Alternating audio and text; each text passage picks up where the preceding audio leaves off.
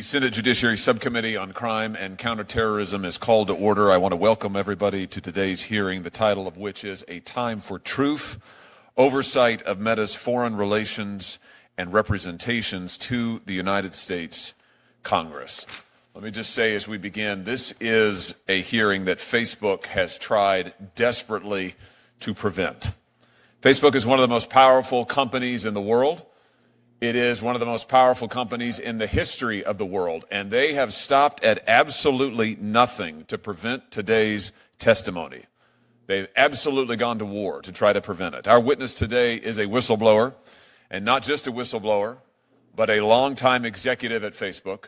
She worked directly with Mark Zuckerberg and Sheryl Sanders and the Facebook brass. She was a part of the Facebook brass, and they have gone scorched earth to prevent her from telling what she knows. They've sued her. They have sought a gag order against her. They have begged courts to take her book off of the shelves. They tried to get it stopped from being printed in the first place. They have threatened her, get this, with $50,000 in punitive damages every time she mentions Facebook in public. $50,000 every time she mentions Facebook in public, even if the statements that she is making are true. And even as we sit here today, Facebook is attempting her total and complete financial ruin. They are attempting to destroy her personally. They are attempting to destroy her reputation. And I think the question is why? Why is it that Facebook is so desperate to prevent this witness from telling what she knows? What is it that they are so afraid of? Well, we're going to find out today. And I think that we've already got a sense of it. Sarah Wynne Williams knows the truth about Facebook. That's what they fear. She knows that while Mark Zuckerberg now claims to be a champion of the United States and claims to be a free speech warrior, he in fact worked hand in glove with the Chinese Communist Party for years. He in fact made censorship his business model. He, in fact, developed censorship tools for the Chinese Communist Party to use against its own people. He, in fact, made Americans' own user data available, was willing to make it available to Beijing. The truth is, Facebook and Mark Zuckerberg have lied to the American people repeatedly. And I think as we'll see today, they have lied to Congress as well. It's time for this to stop. That's why this committee has launched a full-scale investigation into the potential illegal behavior of Facebook. Today's hearing is one step in that investigation. Ms. Wynne Williams' testimony is absolutely essential to that investigation. That's why we invited her to be here today, and it is why she accepted. Facebook does not want you to hear what she has to say. I dare say China probably doesn't want you to hear what she has to say. But we are going to get the truth, and we're going to get the truth starting now. I'm delighted to have with me the ranking member, both for the subcommittee and for the full Judiciary Committee, Senator Durbin, and I'll turn it over to him. Thank you, Ms. Wynne Williams. We're going to have 8-minute rounds of questioning, and I will start. Let me just start with something that you referenced, Ms. Wynne Williams, a moment ago. Facebook Meta issued a statement again last night saying that they don't do business in China. Now, is that true? Facebook, Meta is not doing business in China. Is that accurate? That is not accurate, Chairman Hawley. Facebook has a $18.3 billion business in China. And to give just one example, in 2014, it launched Oculus in China with a strategy of playing dumb. And Oculus has continued to grow as a significant part of their business. In fact, they have, since 2014, 2015, they have launched multiple apps in China, often always without seeking authorization from this government, not informing their shareholders, not informing Congress, not informing the public. And now they have employees in China. Is that accurate? They have a partnership with Tencent in China. Is that accurate? Their Oculus VR business is in China. Is that accurate? So tell me this, why has Facebook Meta been so obsessed, if I can use that word, with breaking into the Chinese market? What is this all about? It is incredibly valuable for Meta. Monetarily. Absolutely. So we're talking about profit at the end of the day. We are absolutely talking about profit. Profit and power. Let's talk about what Meta has been willing to do for profit and power. You said just a moment ago that Meta's dishonesty started with the betrayal of core American values, and you mentioned that Mark Zuckerberg has pledged himself as a free speech champion. I notice he talks a lot now in the American media about free speech. I notice he talks a lot when he goes to the White House about free speech and how Facebook won't censor and Facebook will protect the rights of all. Have you ever known Mark Zuckerberg to censor on behalf of China? Yes, Chairman Hawley. Let's talk about a few specific instances. In 2017, the Chinese dissident Guo Wengyi suddenly had his Facebook profile shut down. Now, Facebook at first said that this was a temporary glitch. Was that true to your knowledge? No, Senator Hawley. In fact, Facebook shut down this dissident's page. This dissident, as you pointed out a moment ago, was living on American soil at the time. Facebook shut down that page based on pressure from the Chinese Communist Party. Is that accurate? That's accurate. Let's just take a look here at the documents. Here's some meeting notes taken shortly after a conversation with a Mr. Chow, who's a Communist Chinese Party member, a government official. Here, Mr. Chow asks Facebook, it says to Facebook that they want Mr. Guo's Facebook page dealt with. The notes say that Chow wants Facebook in China, but there are others who don't, so we Facebook, need to take measures and do more in such situations to demonstrate we can address mutual interests. And then they go on to list, here's what we could do. We could do nothing, we could say we can do something, or we can do even more than expected, but we need to provide a response to the Chinese Communist Party on what we can do. So here we have evidence of high-level contacts between Chinese Communist Party officials and Facebook asking for this dissident's page to be taken down, Facebook acknowledging this pressure, saying we need to do something if we want to get the party's cooperation, the government's cooperation. And what happened next? Well, Senator Hawley, one thing the Chinese Communist Party and Mark Zuckerberg share is that they want to silence their critics. I can say that from a personal experience. So I think they came to the right man. This led to a series of events where eventually this man on American soil was kicked off the platform. So in April of 2017, following these conversations, Facebook takes down the profile, bans it, of Mr. Guo. Then in September, they make that ban permanent. Now here's the really interesting thing. When Facebook's general counsel was asked about this directly under oath in a Senate Intelligence Committee hearing, he sang a different tune. Senator Rubio asked him directly, was there any pressure from the Chinese government to block his account? Was there any pressure to block his account? The general counsel, Mr. Stretch, no, Senator. We reviewed a report on that account and analyzed it through regular channels using regular procedures. Was this truthful testimony, Ms. Williams? No, Senator. It's in fact an outright lie, is it not? It is, Senator. We just saw the documentation. Facebook received not just a request, Facebook received direct pressure from the Chinese Communist Party and bowed to it and discussed it internally and planned it and then lied about it to Congress. Let's talk about what else they've been able to do, been willing to do in order to get this access to the Chinese market. Let's look at some more meeting notes. Here's a readout of a group of Facebook engineers offering to create a censorship regime that will allow Facebook to block all traffic the Chinese Communist Party doesn't want. Phase 0, this is an internal chat. Phase 0, we identify all traffic that are currently blocked in China and we, Facebook, block them. This is a test for us to see whether we can actually identify all traffic from China. And then the chat continues, yes, good way to build trust. And another conversant says, great stuff, guys, let's do it. What do they, give us some context here, Ms. Williams. What are they talking about doing here? When they say block all content that China wants, we, Facebook, do it for them. What are they talking about? They're talking about activating their censorship tools on behalf of the Chinese Communist Party. So Facebook creates censorship tools that will allow them to assume the burden, if you like, of censorship, where they will do all of the censoring that the Chinese government was doing. Facebook would do it on their behalf. Is that right?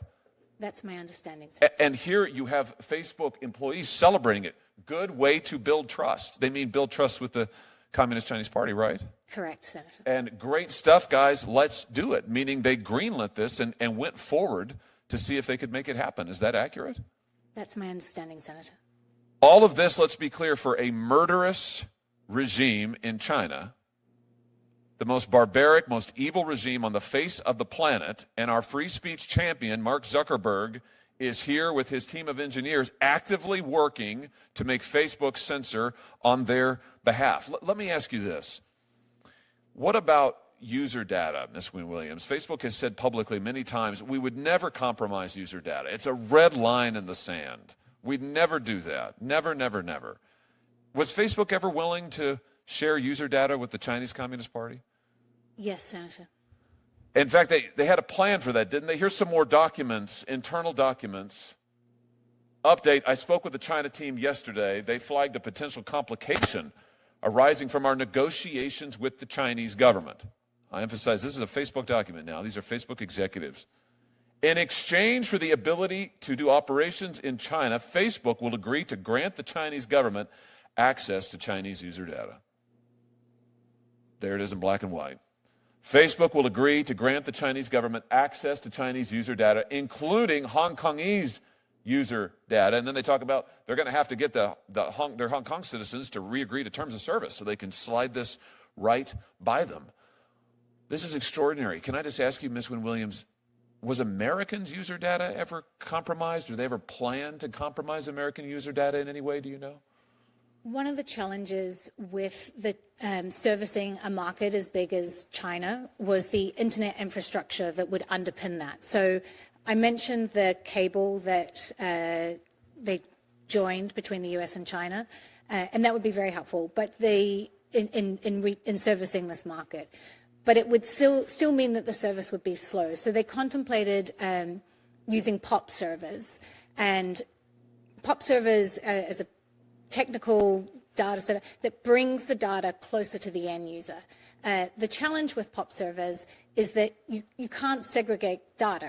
It would have American data, it would have Chinese user data, and it would be on Chinese soil. So I want to just be clear about this. Here in this document, Facebook is talking about making Chinese user data available to the Chinese government because they're going to store that data in China. Is that correct? Correct. But when you store that data in China, Americans who exchange messages or other information with Chinese Facebook users, that would mean the Chinese government could get access to the American data as well. Is that correct? Through the POP servers, potentially, yes. And Facebook was willing to take that risk? Yes. There was a lot of discussion about this, and ultimately, yes. I mean, this is extraordinary. This is exactly contrary to what Facebook has represented for years. Willing to build data centers, store data in China. They are willing explicitly to give the Chinese government access to it. And if that means that American user data is also compromised, they're willing to do that too. All for profits in China. There was virtually nothing they weren't willing to do. Chairman Grassley, Ms. Wynne Williams, let me ask you a little bit more about the censorship tools that you've been asked about today, you've testified about, that were actually deployed in Hong Kong and Taiwan. And let's just, if we can, let's just look again at the privacy team email. Not that one. That one. Yeah, so this is, and just so members of the press understand, the committee's in possession of this document. We have blacked out, as you can see, we've blacked out the names of individuals here, but in the documents we have those names. Of course, we'll follow all appropriate legal procedures, but just so the press understands, the committee is committed to doing a full investigation. We do understand and know who the people are on this chain. We can see who they are, and we can see the full course of the discussion. But I just want to emphasize something here. The update is they spoke with the China team. They flagged a potential course of potential complication, of course, of negotiations with the Chinese government. Let's just stop there for a second. Someone pointed out to you that Mark Zuckerberg testified under oath that he didn't know what the Chinese government's terms would be to operate Facebook in China because they were banned, quote unquote, in China. So he just had no idea. He was saying this as late as 2017, 2018. He just had no idea what the terms would be. That's just categorically false, isn't it? Absolutely, Senator. And this email shows that it is false, correct? Correct. In fact, what this email shows is Facebook is in very regularly close contact with members of the Chinese government, down to specifying how they want the censorship tools to work. They're giving feedback on it, back and forth and back and forth. And here they've agreed on a set of censorship tools to deploy in Hong Kong, down to the fact that they say we're going to have to actually re-TOS. Does that mean terms of service? Correct. So in other words, they're going to have to push out to Hong Kong users a new click thing for them to click on, which they won't, of course, really understand or know because it's almost impossible to decipher. But in fact, what they're doing is it's allowing Facebook to stand up new censorship tools on behalf of the Chinese government. Is that correct? That's correct. Now, here's another interesting point. Back in 2012, the FTC here in this country, the FTC entered a consent decree with Facebook about privacy. Do you remember, Ms. Wynne Williams, this would have been early on in your time at the company, but do you remember roughly any of the terms of that FTC consent decree? Because they are relevant here. I do, Senator. They were intended to prevent Meta from deceiving people about the extent to which they collect and share their data. Yes. So the part of the order is, and let me just quote, Facebook shall, quote, shall not misrepresent in any manner, expressly or by implication, the extent to which it maintains the privacy or security of covered information, end quote, which is user data. Now, Facebook is under a consent decree with the FTC on this basis, and yet they are deliberately misrepresenting across the world the security of user data. They are negotiating with the Chinese government to turn over user data, grant the Chinese government access to Chinese user data, including the Hong Kongese, including Taiwan, and yet they're representing to American government officials, no, we don't do that. We don't do that. In fact, they testified under oath. We don't make user data available. All of that was just lies. Is that fair to say, Ms. Wynne Williams? Senator, many decisions have been made, and they were all premised on the basis that Meta would hand over Chinese user data to the Chinese Communist Party. So in addition to lying to Congress on what seems like a fairly regular basis, lying about suppressing dissidents, lying about setting up censorship tools, they've also arguably violated FTC consent decrees. And we have the documentation. This isn't just Ms. Wynne Williams' opinion. This isn't just her recollection. We have the documentation with the Facebook employees, who I might add are high-level, executive-level employees, who are planning this and doing this. It's quite extraordinary. This was a pattern of operations at Facebook over and over and over. We'll come back to that, Ms. Wynne Williams, but if you're ready, Senator Klobuchar. Before we let you go, Ms. Wynne Williams, just one other line of questions, if I could, just one other subject. You actually touched on it with Senator Blackburn. She was talking to you about the kind of research that Facebook has done and the kind of advertising that they're willing to sell. And to me, what's so interesting about this is we've seen, frankly, the moral bankruptcy of this company and its leadership when it comes to China. And we've seen them be willing to lie to Congress, lie to the American public. We've got the documents in black and white. We've seen them be willing to give away American user data. But they were also trying to find out a way to make a buck on Americans, teenagers, children in times of distress right here in the United States. And I just want to give you an opportunity to comment on this. Here's an internal Facebook chat where a Facebook policy director asks, is it really accurate that Facebook is doing research into young mothers and their emotional state?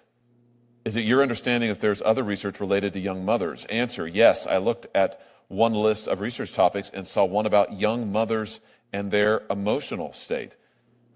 Coming down, the person says, I'm wondering about asking my apparently morally bankrupt colleagues if they are aware of any more. This is about Facebook's program to target ads to people when they are in emotional distress. Is that right? Is that what we're seeing here? That's correct, Senator. And that included teenage girls, as you were discussing with Senator Blackburn, those who had maybe recently deleted a selfie, maybe not feeling very good about themselves, and Facebook said, oh, fantastic opportunity. We could sell this to advertisers. It apparently also included young mothers who are in moments of distress. I mean, who knows what that might include? Everything from the spilled oatmeal you were trying to put into your toddler's mouth. I have 3 children, so I understand. Or who knows what, much, much worse things. So Facebook is constantly looking for opportunities to sell to advertisers, to make a buck, even on their own users. And they're doing it by tracking their users all over the place, tracking their emotional state. I mean, have I got that accurate?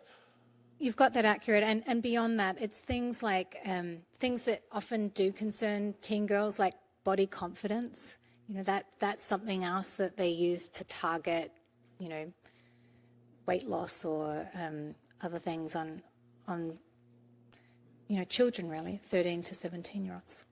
So, to your knowledge, did Facebook, after this email exchange, you know, where another user says, I think it's a slippery slope here, and then there's the admission, there is a level of behavioral targeting. I mean, just to be clear, I want everybody to see this. There is a level of behavioral targeting. I mean, these are Facebook executives. Again, this is a policy director in this chat acknowledging that this is what Facebook is doing. Did it stop? Did Facebook stop doing this? Not to my knowledge, Senator. Yeah, in fact, we know they didn't because other whistleblowers came forward to show that at Instagram, owned by Facebook, there was explicit targeting that goes on. There was explicit knowledge that the Instagram product was causing, in some cases, severe emotional distress, particularly to young girls. Facebook kept right on doing it anyway. Is that just because it made them a bunch of money? Senator, you know, as a mother of 3 children, it's very hard to say this, but yes, you know, one of the discussions I had with one of the business leaders was like, we just don't need to do this. Like, as a company, you know, Meta's now $1 trillion company. It is not short of money. It doesn't need to do this. And what he explained to me is like, you know, we've got the most valuable segment of the population. You know, advertisers really want to reach 13 to 17-year-olds, and we have them. We should be trumpeting it from the rooftops. It's really just extraordinary.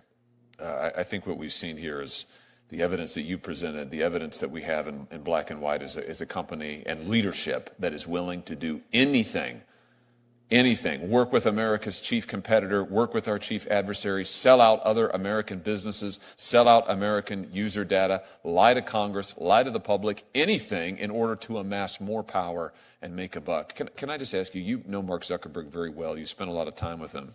He's recently tried a reinvention in which he is now a great advocate of free speech after being an advocate of censorship in China and in this country for years, after suppressing the Hunter Biden laptop story, after working hand in glove with the Biden administration to suppress content on COVID, to suppress content on masks, to suppress content on election questions, on vaccines. All of that, now that's all wiped away. Now he's on Joe Rogan and says that he is Mr. Free Speech. He is Mr. MAGA. He's a whole new man, and his company they're a whole new company. Do you buy this latest reinvention of Mark Zuckerberg? Senator, there are 2 things. If he is such a fan of freedom of speech, why is he trying to silence me? And the other thing is that this is a man who wears many different costumes. When I was there, he, you know, wanted the president of China to name his first child. He was learning Mandarin. That was, you know, he was censoring to his heart's content. Now his new costume is MMA fighting or whatever, you know, free speech. We don't know what the next costume is going to be, but it'll be something different. It's whatever gets him closest to power. If he were here, is there anything you'd like to say to him? Senator, I have a lot of questions for Mark Zuckerberg, but he has proven time and time again that you cannot believe his answers. He's lied to members of Congress. He's lied to his employees. and he's lied to Americans. And that's why I'm asking this committee to hold him accountable. Well, we're going to do that. And I just have to say, I don't trust his latest reinvention at all. He sat where you have sat in front of this committee multiple times in my short time in the Senate. Every time it's a different answer. Every time it's a different facade. But every time, the one consistent through line is every time it's something misleading. Every time it's something other than the truth. Every time it's about Mark Zuckerberg, not the American people. It's about Mark Zuckerberg, not what's good for this country, not what's good for his users, not what is the truth. And I, for one, am very tired of it. So I have a message to Mark Zuckerberg as well, which is that it's time for you to tell the truth. You should come to this committee and take an oath and sit where Miss Wynne Williams is sitting now and answer this evidence. Stop trying to silence her. Stop trying to gag her. Stop trying to hide behind your lawyers and millions of dollars in legal fees you're trying to impose on her. Stop threatening other whistleblowers. Come to this committee, take the oath, sit there, let us question you, and give the American people the truth. We will be waiting for you.